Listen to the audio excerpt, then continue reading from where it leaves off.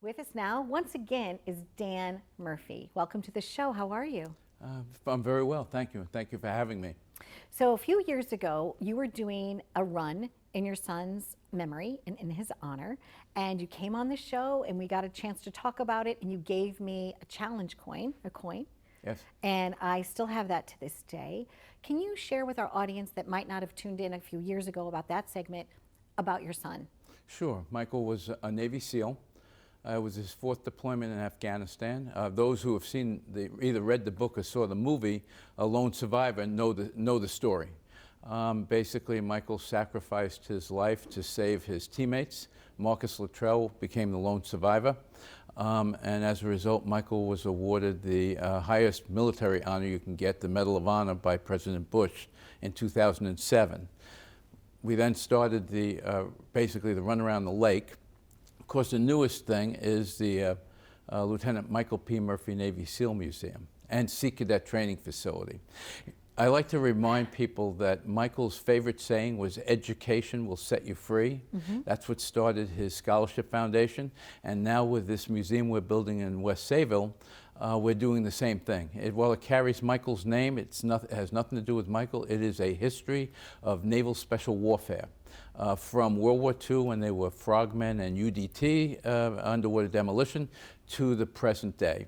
And in order to attract the children, we put in a ride called a SEAL Adventure Ride. Think Disney Soaring. Mm-hmm. It is a 9D submarine ride for the kids. Yeah. Lovely, Dan. Yeah. It was important because I want the schools to bring trips to the museum so that they can learn what these men do in naval special warfare. There are Navy museums across the country, but this one in particular is very special because yes, it does bear your son's name, but it's the first time anything like that. We have the Whaling Museum on Long Island, but I mean, this is the Navy Museum. Yeah, there's only two in the nation. The main National Navy SEAL Museum is in Florida, and now you have this one up in West Sayville. It will be a destination point.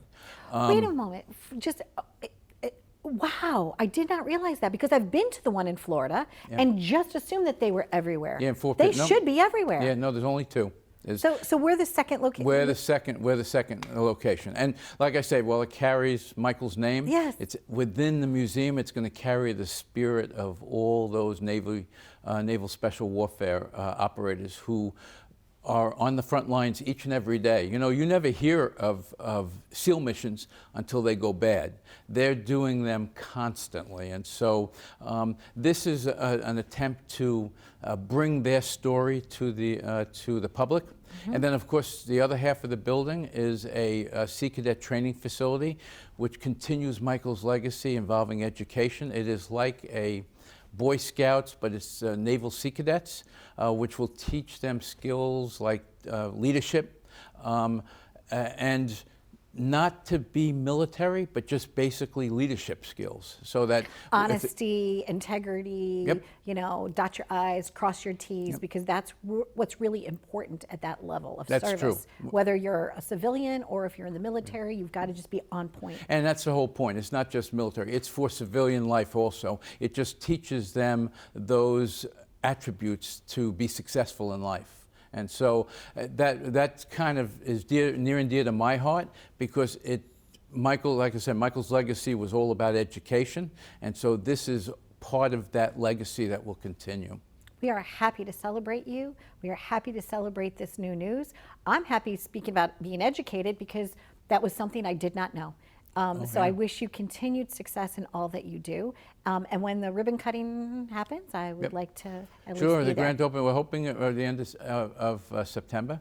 And just a quick off point, I can tell you it's interesting. We give out Michael's Valor Award in Washington, D.C. every year.